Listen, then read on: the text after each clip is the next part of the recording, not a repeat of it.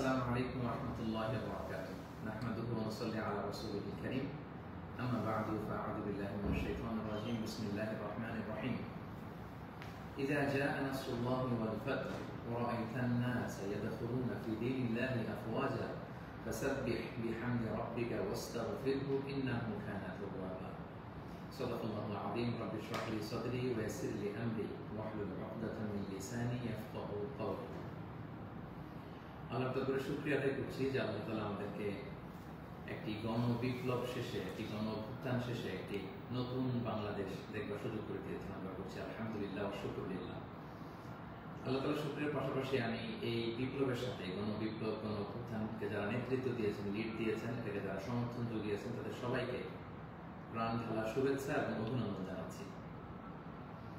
এই বিপ্লবকে বাস্তবায়ন করবার জন্য যারা নিজের দেহের তাজা রক্তটুকু বিলিয়ে শাহাদাত বরণ করেছেন, আমি শুরুতেই তাদেরকে গভীর শ্রদ্ধার সাথে স্মরণ করছি। তাদের রূহের মাগফিরাত কামনা করছি এবং শাহাদাতের সর্বোচ্চ মাকাম আল্লাহ সুবহানাহু ওয়া তাআলার কাছে আমি কামনা করছি। পাশাপাশি যারা আহত হয়েছেন তাদের সুস্থতা কামনা করছি এবং আমাদের তরুণ মুক্তিযোদ্ধা ভাইয়েরা যারা সামনে থেকে এই বিপ্লবকে লিড দিয়েছেন, তাদেরকে আমার পক্ষ থেকে রইল প্রাণ ঢালা শুভেচ্ছা এবং অভিনন্দন।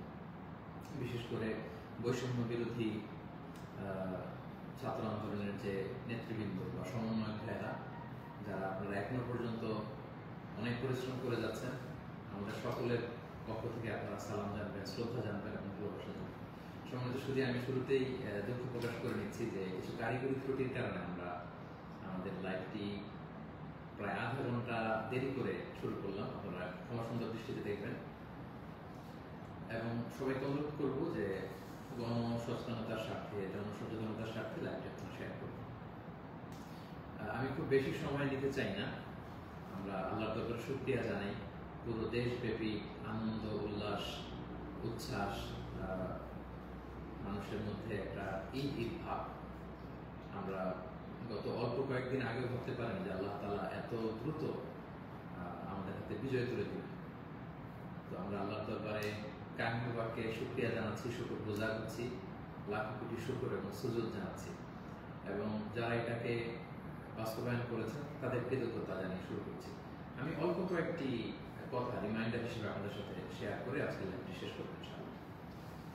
সমাজের সাথে প্রথম কথা হচ্ছে যে আমরা একটা সাময়িক বিজয় অর্জন করেছি, কিন্তু আমাদের সংকট কিন্তু কাটেনি, অন্ধকার কাটেনি। এখন আমরা গত রাতে কিছু ক্যাওটিক সিচুয়েশনের কথা শুনেছি বাংলাদেশে, আপনারা দেখেছেন অনেকে। আমি নিজেও খুব ক্লোজলি ফলো করছিলাম, সারা রাত ঘুমাতে পারিনি, ফজর করে আমি ঘুমিয়েছি। তো এজন্য আমাদেরকে সজাগ থাকতে হবে। সম্মানিত ভাই বন্ধুরা, সজাগ থাকতে হবে, ঐক্যবদ্ধ থাকতে হবে। মাইলস টু গো, অনেক দূর আমাদেরকে যেতে হবে।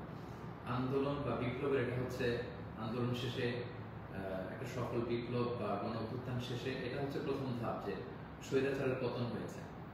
এখন হচ্ছে আমাদের দেশ গড়বার সময়। এই সময় আমাদেরকে অত্যন্ত ধৈর্যশীলতার পরিচয় দিতে হবে, দায়িত্বশীলতার পরিচয় দিতে হবে। বিজয়ীরা দায়িত্বশীল হয়। যদি দায়িত্বশীল অ্যাটিটিউড আমরা দেখাতে পারি, তবে এই বিজয় কিন্তু আমাদের টেকসই হবে। সো অনেক ধরনের ষড়যন্ত্র আশেপাশে ঘুরপাক খাচ্ছে, দেশি বিদেশি। আমাদেরকে সজাগ থাকতে হবে, সচেতন থাকতে হবে। বিজয় উল্লাসে মেতে আমরা যেন আবার কোনো ভুল করে না বসি, বিপ্লবের পরে কোনো প্রতি বিপ্লবকে যেন আমরা স্থান না দিই। এই হচ্ছে প্রথম রিমাইন্ডার আপনাদের প্রতি।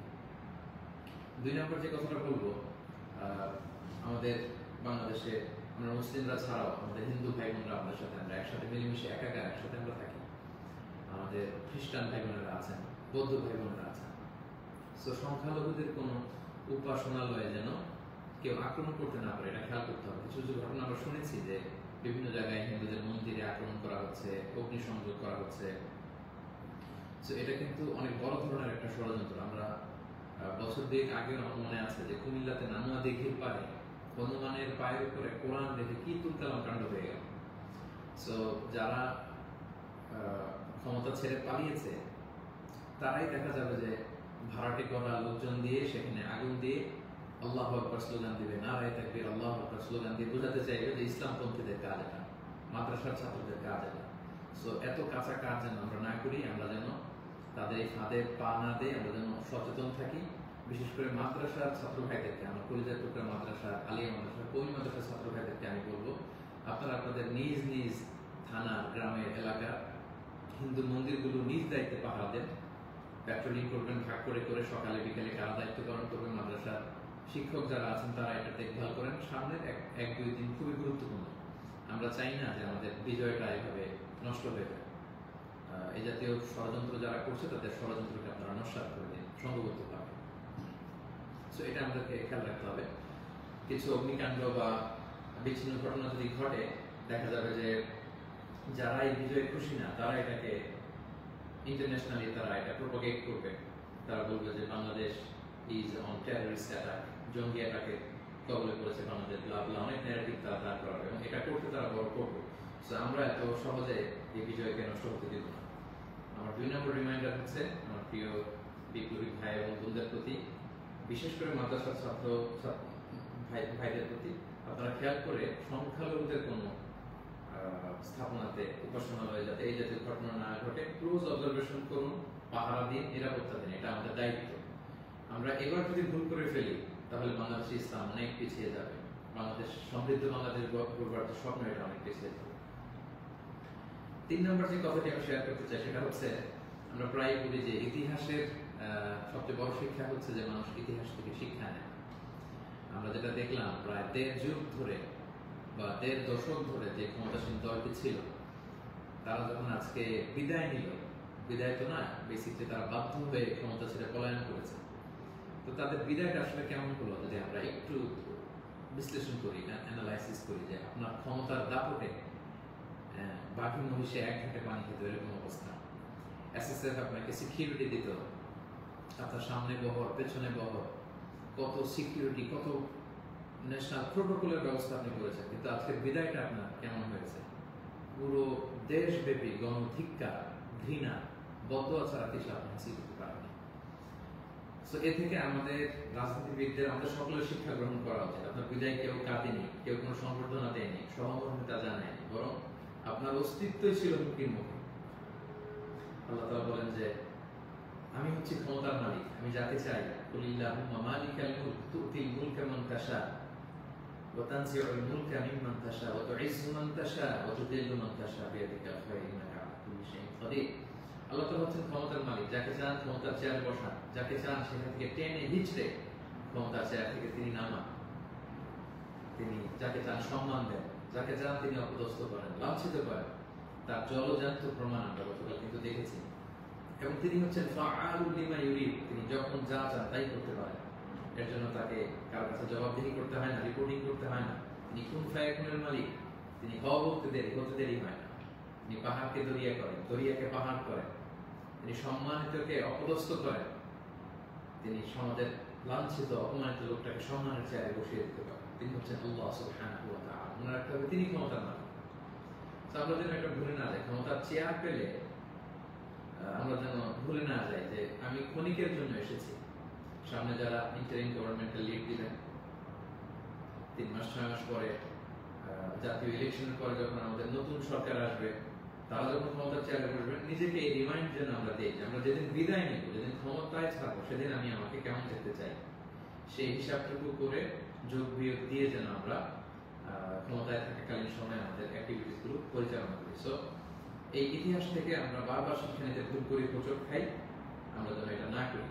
আমি আমাদের জাতীয় নেতৃবৃন্দদেরকে বলবো, যারা আসন্ন নির্বাচনে নির্বাচিত হয়ে আসবেন, বাংলাদেশকে নেতৃত্ব দিবেন, নতুন প্রজন্মের বা পুরাতন অভিজ্ঞদের মধ্যে থেকে যারা মিলে সরকার গঠন হবে সামনের ইলেকশন শেষে, আপনারা মেহরবানি করে এই শিক্ষাটুকু আপনারা নেবেন। এবং বাংলাদেশে এটা তো আমরা দেখে এসেছি ছোটবেলা থেকেই, একদল ক্ষমতা ছাড়লে অন্য দলের লোকেরা তাদের উপর কিভাবে আক্রমণ করে যেদিন তারা ক্ষমতা থেকে যায়।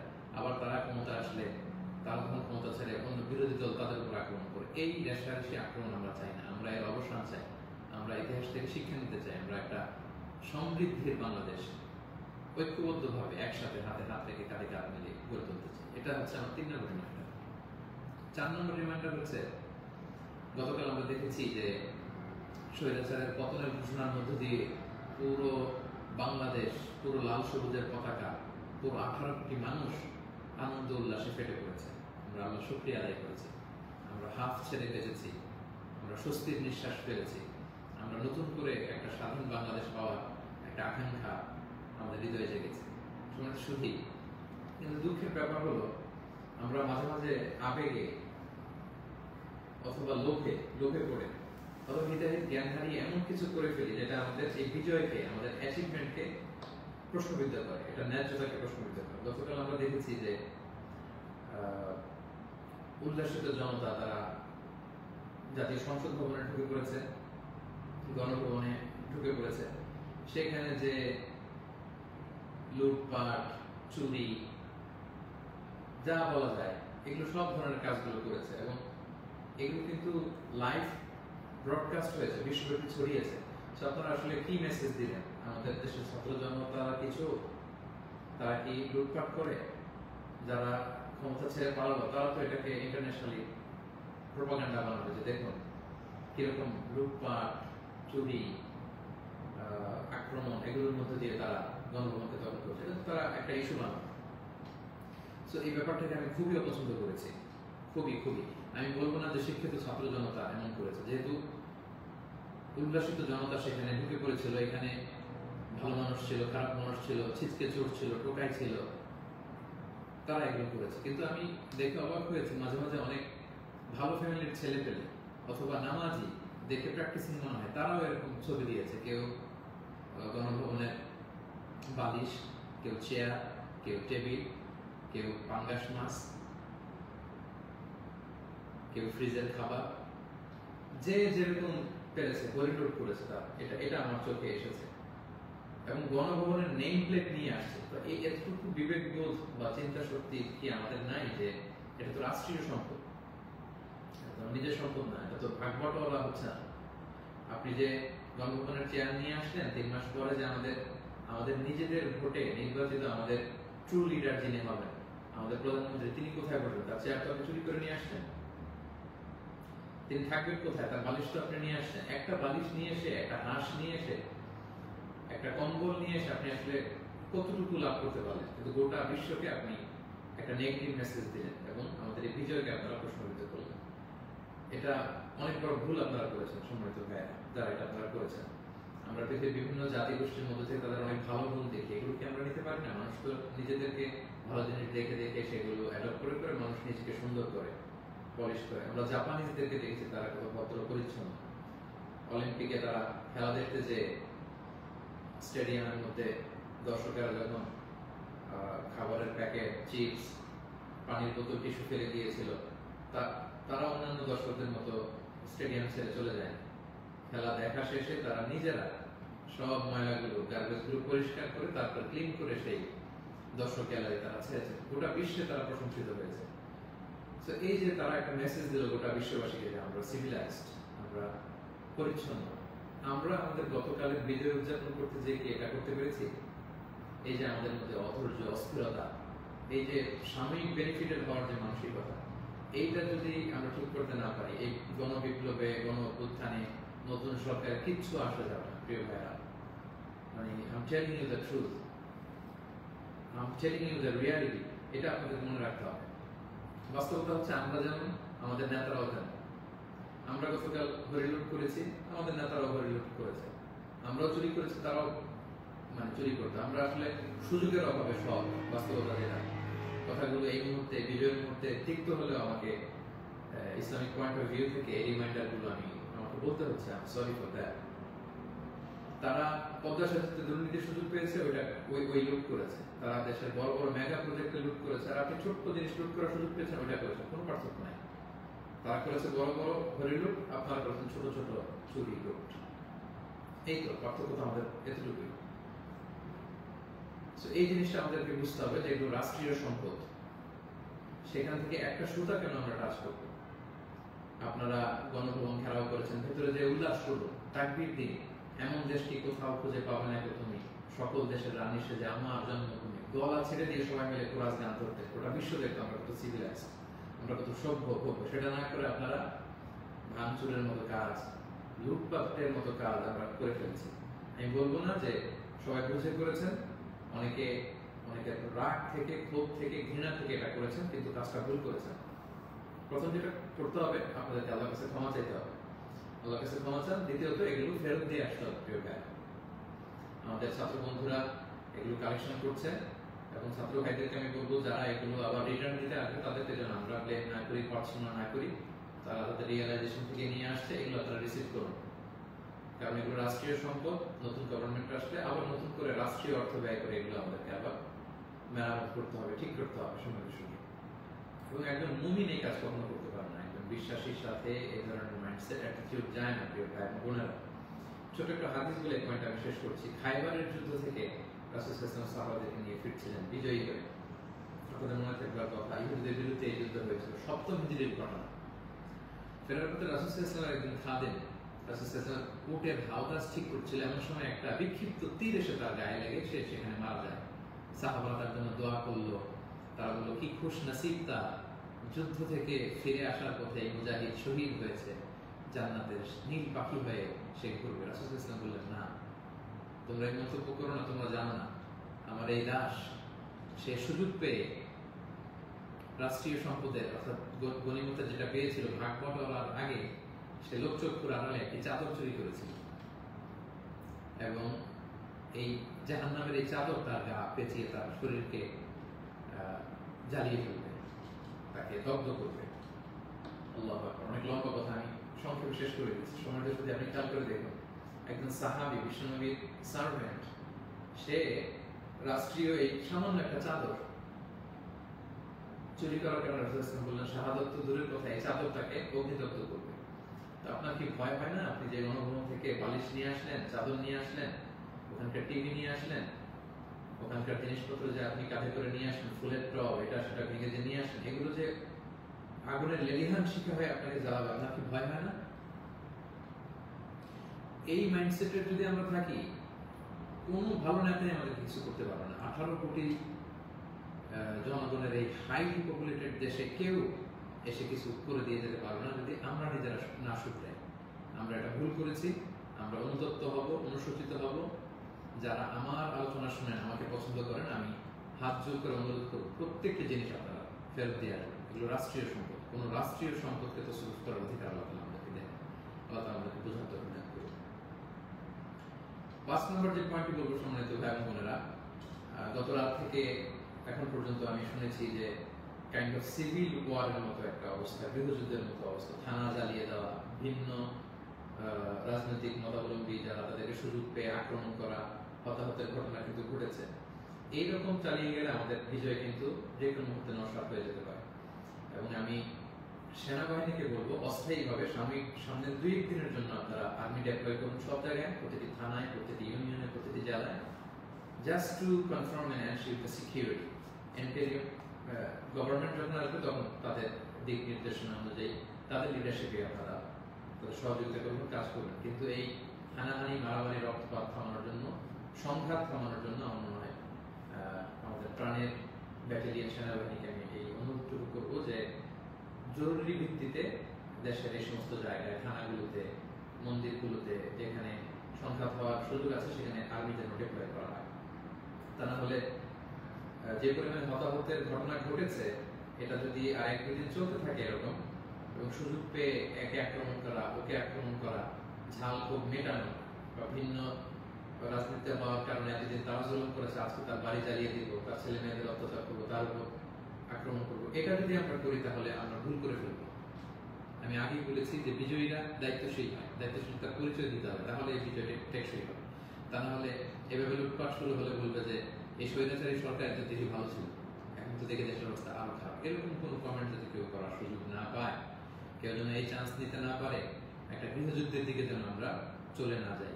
আল্লাহ তাআলা আমাদের দেশকে হেফাজত করুক, সমর্থ ধ্যান করুন। এবং যারা বড় বড় অপরাধী ছিল, ক্রাইম করেছে, অবশ্যই তাদেরকে আইনের হাতে তুলে দিন, তাদেরকে ধরে রাখুন, বেঁধে রাখুন, পুলিশের হাতে দিন, সেনাবাহিনীর হাতে দিন, সংঘবদ্ধভাবে তাদেরকে আটকে রাখুন, তাদেরকে দেশ ছাড়তে, দেশ থেকে পালাতে আপনারা বাধা দিন। এই কাজটুকু করবেন। এটি ছিল 5 নম্বর রিমাইন্ডার। 6 নম্বর রিমাইন্ডার, খুব রিসেন্টলি হোপফুলি আজকে ইন্টারিম গভর্নমেন্টের রূপরেখা কারা থাকবেন সেটা বলা হবে। খুবই গুরুত্বপূর্ণ, জন্য আমি লাইভও দেরি করতে চাচ্ছি না, আমি উৎসুক হয়ে আছি এই নিউজ শুনবার জন্য। কিন্তু বর্তমানে যেহেতু সেনাবাহিনী সবকিছু নেগোসিয়েট করছে এবং আমাদের বৈষম্য বিরোধী ছাত্র আন্দোলনের ভাইদেরকে, সেনাবাহিনীর দায়িত্বশীলদেরকে আমি বলবো যে এখনো কিন্তু সন্ত্রাসী গোষ্ঠী বা অপশক্তি দেশের বিভিন্ন জায়গায় আছে। বিশেষ করে আমরা বিভিন্ন সময় দেখেছি যে ছাত্রদের হাতে আমরা রামদা, হকি স্টিক, তারপর অস্ত্র আমরা দেখেছি। বিভিন্ন সময় আমরা ছাত্রলীগের ছাত্রদের হাতে আমি দেখেছি যে তারা সাধারণ ছাত্রদেরকে আক্রমণ করতে একটা সারাশি অভিযান চালিয়ে গোটা দেশের ছাত্রলীগের যত সন্ত্রাসী আছে তাদের হাত থেকে এই অস্ত্রগুলো সিজ করতে হবে। শুধু ছাত্রলীগই না, এটা উদাহরণ হিসেবে বললাম, যত ছাত্র সংগঠন আছে কারো হাতে যদি কোনো আগ্নেয়াস্ত্র, অস্ত্র এগুলো পাওয়া যায়, খুব জরুরি ভিত্তিতে এগুলো পুরো দেশের সারাশি অভিযান চালিয়ে এগুলো সিজ করতে হবে। কোনো ছাত্রের হাতে, কোনো সিভিলিয়ানের হাতে কোনো গান, কোনো রামদা এগুলো যেন আমরা কখনো না দেখি। ছাত্ররা রামদা নিয়ে ক্যাম্পাসে তারা দাপট দেখাবে, এই দৃশ্য আমরা যেন বাংলাদেশে না দেখি। এরকম একটি পরিবেশ যেন আমরা তৈরি করতে পারি। আমি সেনাবাহিনীর কাছে অনুরোধ জানাবো, আমি সামনে যে ইন্টারিম গভর্নমেন্ট হবে তাদের কাছে অনুরোধ জানাবো, বৈষম্য বিরোধী ছাত্র আন্দোলনের ভাইদেরকে এই বিষয়ে গুরুত্ব দেওয়ার জন্য অনুরোধ জানাবো। কারণ আমি বিভিন্নভাবে আমাদেরও কিছু সোর্স আছে, আমরা জেলায় জেলায়, থানায় থানায় এরকম হতাহতের ঘটনা শুনেছি। সেগুলো আমাদেরকে নিয়ন্ত্রণ করতে হবে। সবশেষে সম্মানিত ভাই এবং বোনেরা, আমি এই কথা বলে শেষ করতে চাই যে আমাদের ধৈর্যের পরিচয় দিতে হবে, আমাদেরকে শান্তি শৃঙ্খলা রক্ষার সর্বোচ্চ চেষ্টা করতে হবে। প্রতিহিংসার রাজনীতি আমরা বাংলাদেশে আর দেখতে চাই না, আমরা হানাহানি মারামারি এটা দেখতে চাই না। আমরা জাতি, ধর্ম, বর্ণ নির্বিশেষে আমরা যেন সবার প্রতি মানবিক হতে পারি, আমরা সেটা চাই। আমরা চাই মেরিটোক্রেসির ভিত্তিতে আমাদের দেশ চলবে। দেশের যতটি চাকরি দেওয়া হবে, পদায়ন হবে, যারা সচিব হবেন, যারা বিসিএস ক্যাডার হবেন, যারা সরকারি আমলা হবেন, প্রতিটা চাকরি যেন মেধার ভিত্তিতে হবে। Meritocracy should be the national policy of Bangladesh, our new Bangladesh, our new independent Bangladesh. আমি দায়িত্বশীলদের কাছে অনুরোধ করছি, আমাদের ন্যাশনাল কয়েকটা পলিসি থাকা দরকার। সিঙ্গাপুরের 3-4টা জাতীয় পলিসির মধ্যে একটা হচ্ছে মেরিটোক্রেসি। রাষ্ট্রীয়ভাবে যেন ঘোষণা দেওয়া হয় যে মেরিটোক্রেসির ভিত্তিতে আমাদের বাংলাদেশ চলবে। আমাদের বিচার বিভাগ সম্পূর্ণ স্বাধীন হবে, এখানে কেউ হস্তক্ষেপ করতে পারবে না। কোনো চাঁদাবাজি আমাদের বাংলাদেশে চলবে না, কোনো ঘুষ বাংলাদেশে চলবে না। একটা সমৃদ্ধির বাংলাদেশ আমরা যেটা স্বপ্ন দেখি, আমরা যে স্বাধীন বাংলাদেশের স্বপ্ন দেখি, আমরা যেন একসাথে সেটা করতে পারি। Together we rebuild hour nation again ইনশাআল্লাহ বিদিনা। সো সম্মানিত সুধী, আমি এই আহ্বান জানিয়ে শেষ করব, কেউ আইন শৃঙ্খলা অবনতি ঘটাবেন না, সংঘাতে জড়াবেন না, আইন নিজের হাতে তুলে নেবেন না। সংখ্যালঘু ভাইদের দিকে দৃষ্টি রাখুন, কারণ এইটাকে তারা টার্গেট করে একটা প্রতি বিপ্লব, দেশে একটা ক্যাওটিক সিচুয়েশন তৈরি করবে। এবং পুলিশ বাহিনী, সেনাবাহিনী, বিমান বাহিনী, র্যাব, আনসার, বিটিআর, প্রত্যেকটি বাহিনীকে আমি বলবো যে আপনাদের কাঁধে অনেক বড় দায়িত্ব। দেশের শান্তি শৃঙ্খলা, সিকিউরিটি, নিরাপত্তা নিশ্চিত করে এগুলো আপনাদের দায়িত্ব। আসুন আমরা সবাই হাতে হাত রেখে, কাঁধে কাঁধ মিলে আমাদের নতুন বাংলাদেশ গড়ে তুলি। এই সামনের 1-2 দিন খুবই ক্রুশাল। আপনারা কেউই অস্থির, অধৈর্য হয়ে রাগে বসে বিভিন্ন থানা জ্বালিয়ে দেওয়া হচ্ছে, আমি শুনছি। সাধারণ পুলিশদের উপর আক্রমণ করা হচ্ছে। প্রিয় ভাইয়েরা, পুলিশরা খুব অল্প বেতনের চাকরি করে, তারা আমাদেরকে নিরাপত্তা দেয়। তো তারা উপরের অর্ডারে এতদিন এগুলো করেছে, তাই বলে আপনি পুলিশের উপরে আক্রমণ করতে পারেন না। আপনার দলের বিরোধী বলে আপনি তাদেরকে আক্রমণ করতে পারেন না। সুযোগ পেয়ে আপনি এই অন্যায়ভাবে এটার ব্যবহার আপনি করতে পারেন না। আমরা যেন সুশৃঙ্খল থাকি, আমরা যেন দায়িত্বশীলতার পরিচয় দিই। সম্মানিত সুধী, একটা মানবিক বাংলাদেশ, একটা সাম্যে পরিপূর্ণ, একটা সমৃদ্ধ বাংলাদেশ আমরা দেখতে চাই।